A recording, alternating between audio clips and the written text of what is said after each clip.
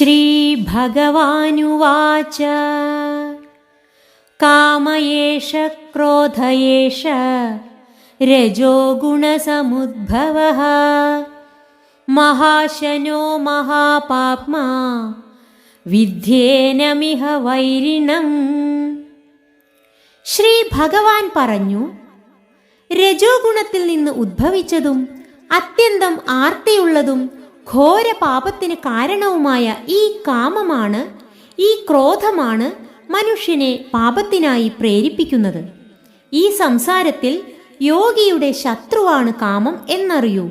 ക്രോധവും കാമവും ഭിന്നമല്ലെന്നാണ് ഭഗവാൻ ഉദ്ദേശിക്കുന്നത്.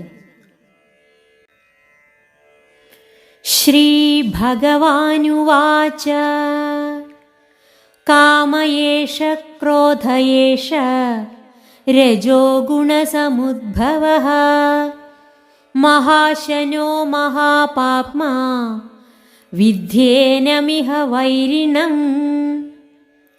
ശ്രീ ഭഗവാൻ പറഞ്ഞു, രജോ ഗുണത്തിൽ നിന്ന് ഉദ്ഭവിച്ചതും അത്യന്തം ആർത്തിയുള്ളതും ഘോര പാപത്തിന് കാരണവുമായ ഈ കാമമാണ്, ഈ ക്രോധമാണ് മനുഷ്യനെ പാപത്തിനായി പ്രേരിപ്പിക്കുന്നത്. ഈ സംസാരത്തിൽ യോഗിയുടെ ശത്രുവാണ് കാമം എന്നറിയൂ. ക്രോധവും കാമവും ഭിന്നമല്ലെന്നാണ് ഭഗവാൻ ഉദ്ദേശിക്കുന്നത്. ശ്രീ ഭഗവാനുവാച